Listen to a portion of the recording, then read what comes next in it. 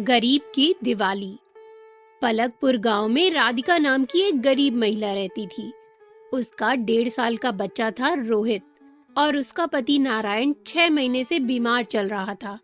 बीमार नारायण चारपाई से उठ नहीं पाता था, इसीलिए घर की सारी जिम्मेदारी राधिका ही निभा रही थी। दिवाली का त्योहार निकट आ गया था और राधिका ने मिट्टी के दिए बनाए थे ताकि उन्हें बेचकर कुछ पैसे कमा सके।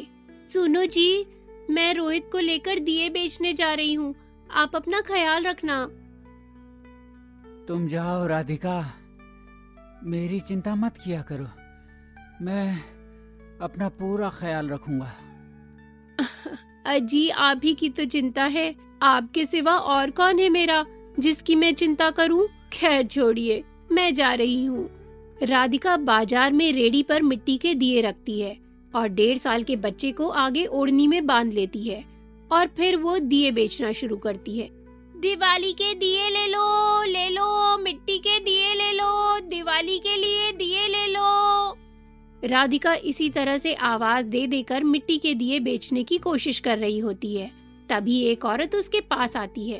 अरे, दिए कैसे दिए बेटी? जी, 2 रुपए का एक दिया है माँ जी।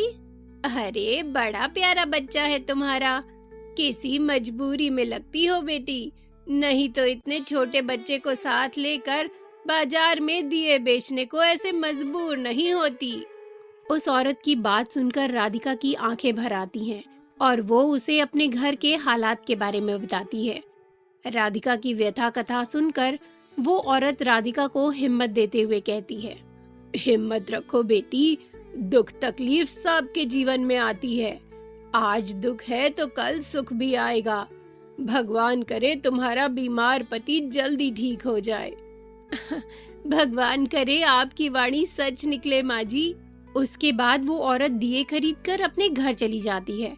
तभी राधिका का बेटा रोने लगता है और वो उसे अपनी ओढ़नी से ओढ़ाकर दूध पिलाने लगती है।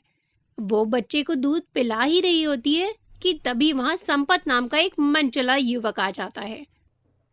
खूबसूरत और जवान हो, फिर भी ये माटी के दिए बेच रही हो? कहीं दिखावे के लिए तो ये सब नहीं कर रही तुम कहना क्या चाहते हो भाई? कहना क्या है, बस पूछना है, कहीं तुम उस टाइप की तो नहीं हो? राधिका संपत की बात का अर्थ अच्छी तरह से समझ जाती है, पर फिर भी वो धैर्य नहीं खोती और संपत को नरमी से समझाते हुए कहती है, भाई, तुम मुझे उस तरह से देखने की बजाय अपनी खुद की माँ या बहन के रूप में भी तो देख सकते हो। औरतों के प्रति इतनी गंदी सोच क्यों रखते हो? राधिका की ये बात सुनकर संपत का सिर शर्म से झुक जाता है और वो चुपचाप वहाँ से चला जाता है। इसी तरह शाम हो जाती है और राधिका की कुछ खास बिक्री नहीं हो पाती है। ये देखकर राधिका सोचने लगती है, हाँ, लगता है कि लोगों ने पारंपरिक चीजों का उपयोग करना ही छोड़ दिया है। सारा दिन कमाने के बाद सिर्फ ये 150 रुपए की कमाई हुई है, भला इसमें क्या ही हो पाएगा। उस दिन के बाद तो रोज ही राधिका निराश होकर घर लौटती। वो सुबह मन में जिज्ञासा संजोकर बाजार जाती कि आज उसके सारे दिए बिक जाएंगे, मगर उसके मिट्टी के दियों की तरफ कोई खास ध्यान ही नहीं देता था और इसीलिए वो निराश होकर घर लौट आती थी। आज तो कुछ खास दिए बिके होंगे राधिका। अजी, कुछ खास नहीं, लगता है इस साल दिवाली मनाना हमारे भाग्य में ही नहीं है। हे भगवान। ऐसा मत कहो राधिका, मैं माता महालक्ष्मी से प्रार्थना करूंगा, वो जरूर हम पर अपनी कृपा करेंगी। अगले दिन दिवाली का दिन था और उस दिन राधिका बाजार जाने की बजाय घर घर जाकर दिए बेचने का फैसला करती है। राधिका पहले की तरह रोहित को साथ लेकर गली गली दिए बेचती फिरती है। अरे ओ दिए वाली, जरा दिखा दो कैसे दिए बेच रही है। राधिका उसे दिए दिखाती है। अरे वाह, दिए तो बड़े सुंदर बनाए हैं, कैसे दिए? 20 रुपए प्रति दर्जन के भाव से बेच रही हूँ बहन, बोलिए आपको कितने दे दूं? पूरे 5 दर्जन दे दो।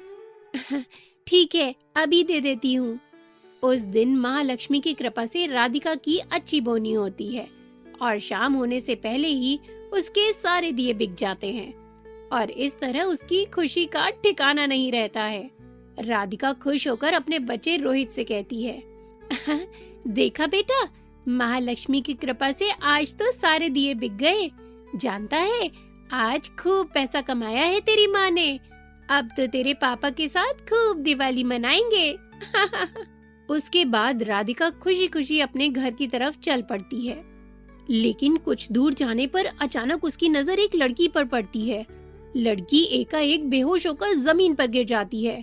ये देखते ही राधिका उस बच्ची की तरफ भागती है। राधिका बेहोश लड़की को गोद में लेकर होश में लाने की कोशिश करती रहती है और उसे देखकर कई आदमी वहाँ इकट्ठा हो जाते हैं। अरे अरे, क्या हुआ? उठो उठो बेटी, उठो, क्या हुआ तुम्हें? तभी भीड़ में से एक आदमी कहता है, अरे कैसी माँ है आप? इसे लेकर तुरंत अस्पताल जाइए, वरना बच्ची के साथ कुछ भी हो सकता है। बच्ची मर भी सकती है। इस तरह लोग यही समझते हैं कि बच्ची राधिका की अपनी बेटी है और उसे इतना भी समय नहीं मिलता कि वो उन लोगों को बता सके कि ये बच्ची उसकी नहीं है। लोगों के बार बार कहने पर राधिका किसी तरह बच्ची को अस्पताल ले जाती है। हमने दवा दे दी है, बच्ची को कुछ देर में होश आ जाएगा। तब तक आप काउंटर पर जाकर 2000 रुपए जमा करा दीजिए। पर मेरे पास तो 1500 ही है डॉक्टर साहब।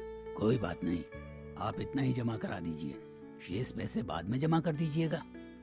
इस तरह राधिका ने दिन भर गली गली घूमकर दिए बेचकर जो कमाई की थी वो उस बच्ची के इलाज में लग जाती है। तो राधिका सोचने लग जाती है, हे भगवान, अब क्या होगा? आज दिवाली है और सारे पैसे इस बच्चे के इलाज में ही चले गए। खैर, अब चले गए तो चले गए। भगवान इस बच्ची के प्राण बचा दे बस। दिवाली तो अगले साल भी मना लेंगे। राधिका ये सोच ही रही होती है कि तभी उसे किसी की आवाज सुनाई देती है। वो संपत ही होता है जिसको राधिका ने कुछ रोज पहले ही सबक सिखाया था। अरे आप यहाँ कैसे? बहन, आज मेरी पलक की जिंदगी बचाकर आपने बहुत बड़ा एहसान किया है। पर आज आप कुछ इस तरह बहन कहकर बुला रहे हैं। उस दिन तो आप मुझे... बहन, और शर्मिंदा मत कीजिए। उस दिन आपने मुझे जो सीख दी मुझे आज तक याद है। मैं उस दिन से बदल गया और आपको अपनी बहन मान लिया। ठीक है, तो मैं चलती हूँ। ये कहकर राधिका उठ खड़ी होती है, मगर तभी संपत की पत्नी अंजलि वहाँ आ जाती है। अरे ऐसे कैसे चली जाओगी नंद जी? आखिर बहन हो इनकी, और बहन भाई के पास से कभी खाली हाथ जा सकती है क्या? उसके उपरांत संपत राधिका को सचमुच अपनी बहन मान लेता है और उसे कपड़े, मिठाइयाँ और रुपए देकर खुद उसके घर छोड़ने जाता है। नारायण उससे मिलकर बहुत खुश होता है और इस तरह एक गरीब और अमीर के बीच एक गहरा रिश्ता कायम हो जाता है।